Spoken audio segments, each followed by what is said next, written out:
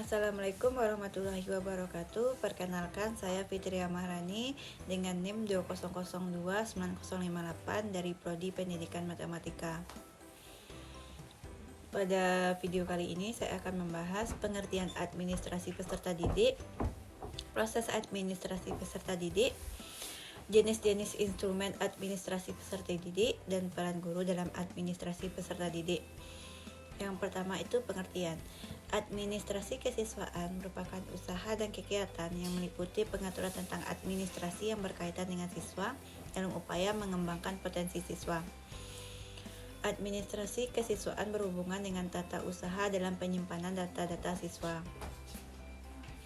Tujuan dan administrasi kesiswaan adalah mengatur kegiatan-kegiatan peserta didik dari mulai masuk sampai lulus sekolah. Pengaturan kegiatan peserta didik tersebut diarahkan pada peningkatan mutu kegiatan belajar mengajar baik intra maupun ekstrakurikuler, sehingga memberikan kontribusi bagi pencapaian visi, misi, dan tujuan sekolah serta tujuan pendidikan secara keseluruhan.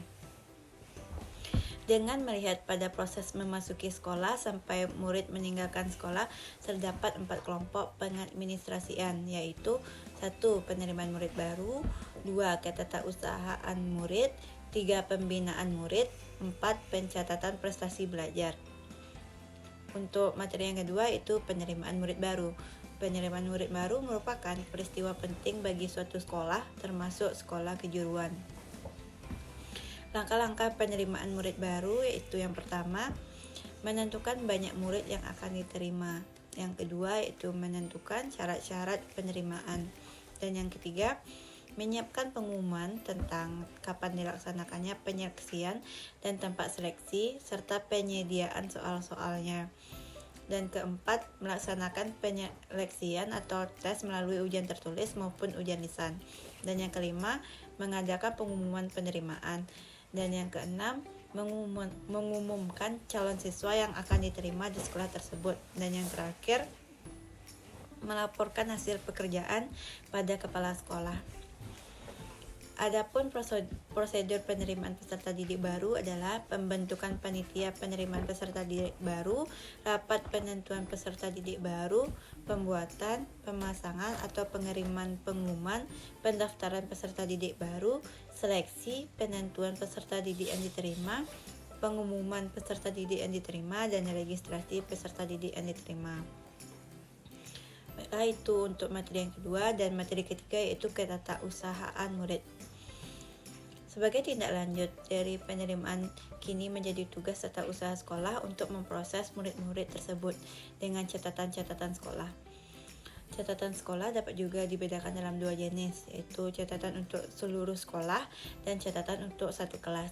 Jenis-jenis catatan ini bukan hanya untuk sesuatu tingkat sekolah saja, tetapi berlaku untuk semua tingkat dan jenis. Catatan untuk sekolah meliputi yang pertama itu buku induk, yaitu buku yang digunakan untuk mencatat semua anak yang pernah dan yang sedang mengikuti pelajaran di sekolah tersebut. Dan yang kedua yaitu buku kelapar, yaitu buku pelengkap buku induk yang dituliskan menurut abjad nama murid dan berfungsi sebagai penolong untuk pencarian data murid pada buku induk. Dan yang ketiga yaitu catatan tata murid tertib sekolah, yaitu catatan atau kumpulan peraturan yang sebenarnya bukan hanya diperlukan bagi murid, tetapi guru dan personal lainnya. Untuk materi yang keempat yaitu catatan untuk masing-masing kelas. Di samping catatan-catatan untuk murid seluruh sekolah, ada lagi catatan yang khusus untuk murid-murid di kelas itu, yaitu buku kelas yang merupakan cuplikan kutip dari buku induk, buku presentasi kelas yang diisi setiap hari, dan buku catatan bimbingan dan penyuluhan. Untuk materi yang kelima yaitu pembinaan murid. Pembinaan murid dilakukan agar murid mengenali lingkungan tempat belajar mereka dan dapat menyesuaikan diri dengan tuntutan sekolah. Kegiatan-kegiatan dalam pembinaan murid adalah 1. Memberikan orientasi pada murid, yaitu yang pertama perkenalan, kedua penjelasan tata tertib sekolah, dan yang ketiga penjelasan tentang fasilitas sekolah. Yang kedua itu mengatur dan mencatat kehadiran murid, dan yang ketiga mencatat prestasi dan kegiatan murid di kelas, Dan yang keempat, membina disiplin murid di kelas. Dan yang terakhir, mengatur pemberian bimbingan dan penyuluhan. Dan yang keenam itu pengelolaan OSIS atau organisasi intrasekolah.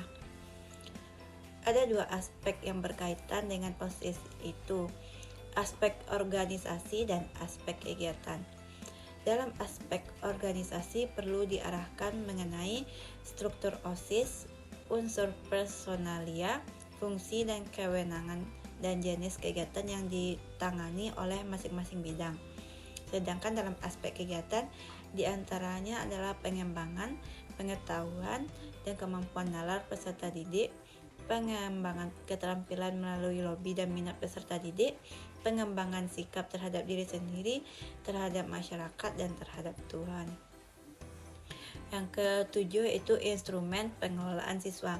Menurut Ari Kunto tahun 1988, catatan tentang data siswa di sekolah dibedakan atas dua jenis, yaitu yang pertama, catatan data siswa untuk sekolah yang meliputi buku induk, buku kleper, dan buku catatan tata tertib sekolah. Dan yang kedua itu catatan siswa untuk masing-masing kelas, yaitu buku kelas yang merupakan cuplikan dari buku induk, buku presensi kelas, buku catatan bimbingan dan konseling, buku catatan prestasi murid, buku lapor, dan yang terakhir buku mutasi.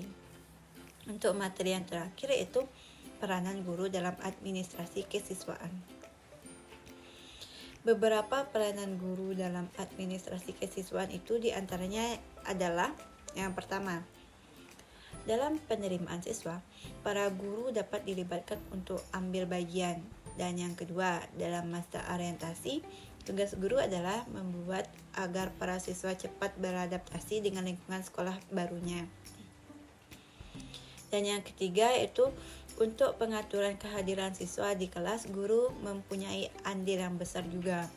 Dan yang keempat itu dalam memotivasi siswa untuk senantiasa berprestasi tinggi, guru juga harus mampu menciptakan suasana yang mendukung hal tersebut. Dan yang terakhir, dalam menciptakan disiplin sekolah atau kelas yang baik, peranan guru sangat penting karena guru dapat jadi model. Oke, sekian yang bisa saya sampaikan.